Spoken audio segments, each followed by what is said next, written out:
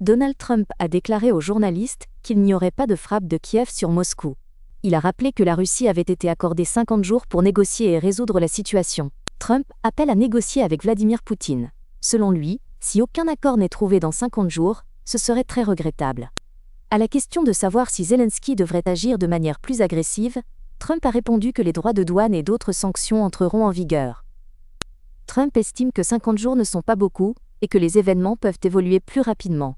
Il ne considère pas ce délai comme long. Trump a souligné que Zelensky ne devrait pas frapper Moscou ni viser la capitale russe. Il considère cela comme une erreur. Les journalistes auraient dû poser à Biden la question de savoir pourquoi les États-Unis se sont impliqués dans cette guerre, et non à Trump, selon lui. Trump a expliqué que Biden a entraîné les États-Unis dans la guerre parce qu'il est un imbécile et incompétent. Trump est convaincu que s'il avait été président, ce conflit n'aurait pas eu lieu. Il critique la couverture médiatique des événements. Auparavant, le Financial Times avait rapporté que Trump aurait exhorté l'Ukraine à intensifier les frappes contre la Russie lors de négociations avec Zelensky. Un coup important a eu lieu à Moscou. Les journalistes ont demandé à Trump s'il voulait rencontrer le pape. Il a répondu qu'il n'avait pas prévu cela, mais qu'il le ferait avec respect. Trump a noté qu'il respecte beaucoup le pape. Il aime aussi le frère du pape, qui est un fervent partisan de Trump et soutient pleinement le mage. Le frère du pape vit en Floride. Trump l'a rencontré et a noté que le frère du pape soutient le mage, avec des signes du mage accrochés partout dans sa maison. Trump dit qu'il aime le frère du pape, et qu'il aimerait probablement aussi le pape lui-même.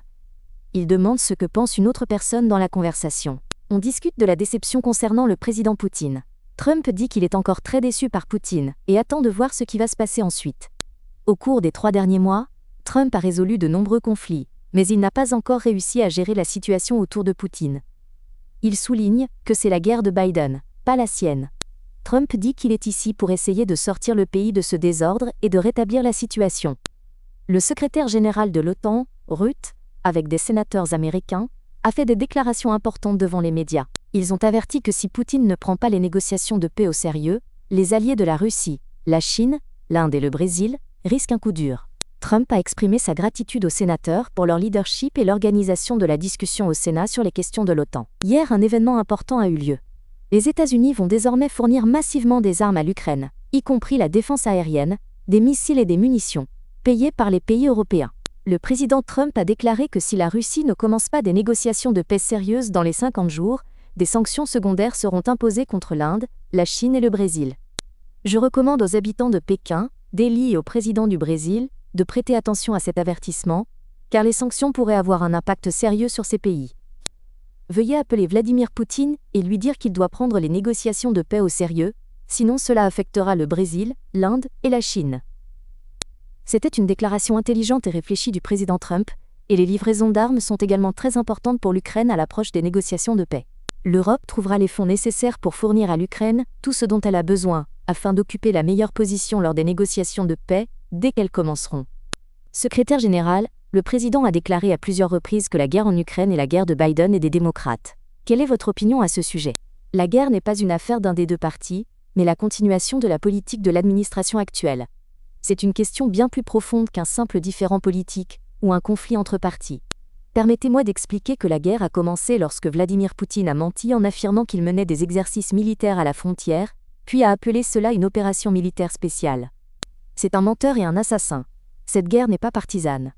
C'est une guerre contre un leader totalitaire avec des plans pour d'autres pays s'il réussit en Ukraine. Il ne s'agit pas seulement de l'Ukraine, mais aussi de la Moldavie, des Balkans, ainsi que de la déstabilisation de la paix dans la région. C'est une guerre pour la stabilité et la liberté. Ce n'est pas une guerre politique ou partisane. La fourniture de javelins par le président Trump en 2019 a été un moment clé au début de la guerre.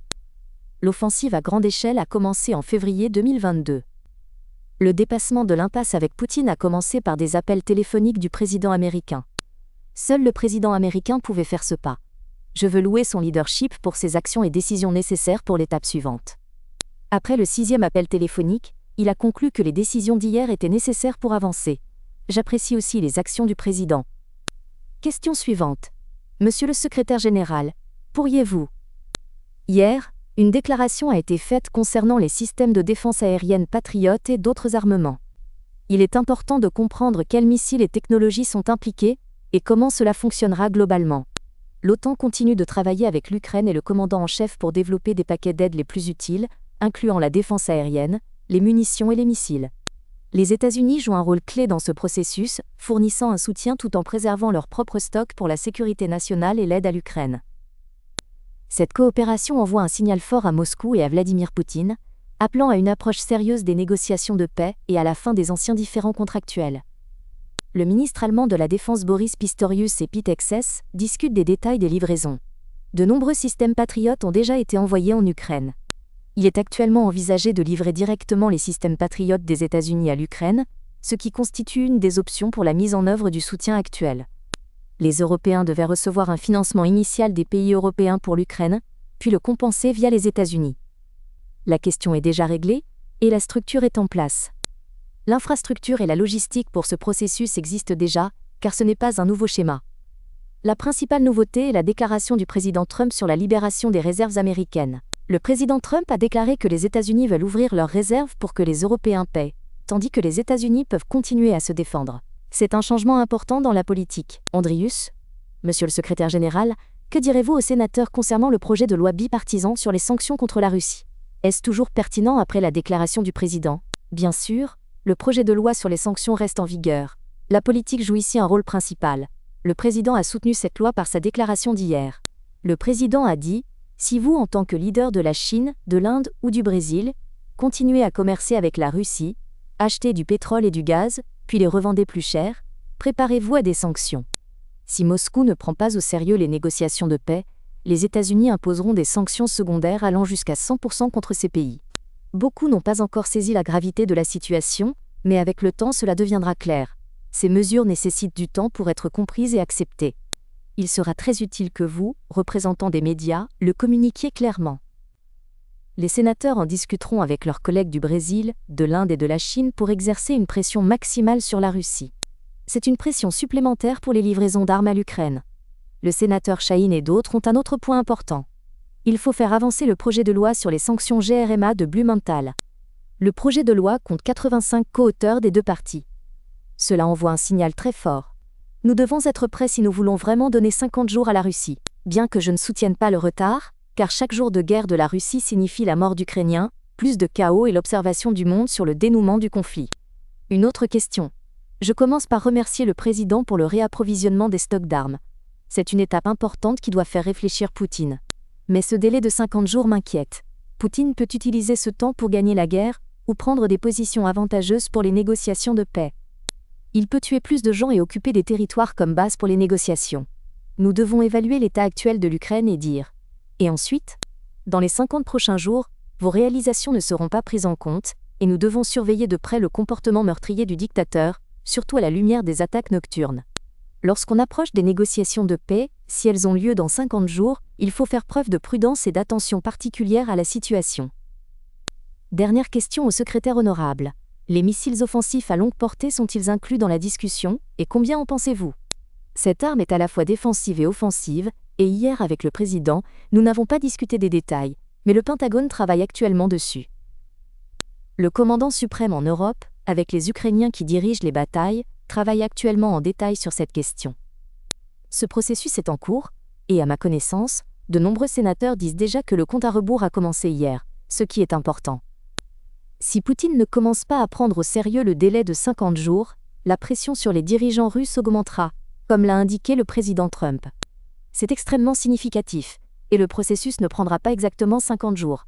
Il a déjà commencé hier, et espérons-le, aboutira bientôt à un résultat positif. Une nouvelle tentative de l'Union européenne pour adopter le 18e paquet de sanctions anti-russes a de nouveau échoué, aucune décision n'a été prise. La Slovaquie a de nouveau bloqué cela. C'est ce qu'a déclaré la chef de la diplomatie européenne, Kaja Kallas. Un accord pourrait être conclu mercredi, le 16 juillet, a-t-elle dit. Nous saluons la déclaration du président Trump sur la fourniture d'armes supplémentaires à l'Ukraine, bien que nous souhaiterions que les États-Unis partagent le fardeau avec nous. L'Amérique et l'Europe agissent ensemble, et si nous continuons à coopérer, cela peut faire pression sur Poutine pour qu'il entame des négociations sérieuses. La seule façon de forcer Poutine à arrêter cette guerre est de le contraindre à le faire. Les bombardements en Russie ont atteint un niveau record. Nous observons une utilisation de plus en plus fréquente d'armes chimiques interdites par la Russie en Ukraine. Tout cela montre que la Russie ne veut pas la paix.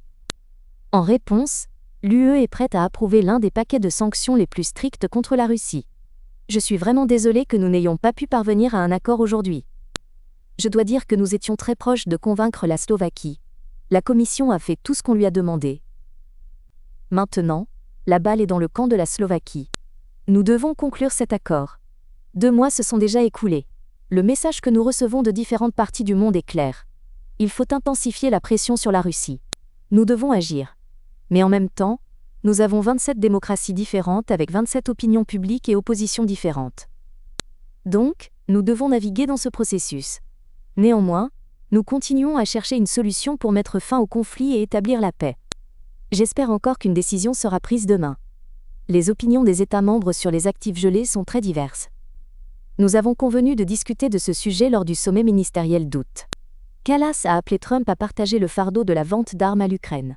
L'aide européenne est importante, mais les États-Unis doivent prendre une part du fardeau financier. Le sénateur américain Lindsey Graham a clairement expliqué à Poutine les conséquences d'ignorer l'ultimatum de Trump.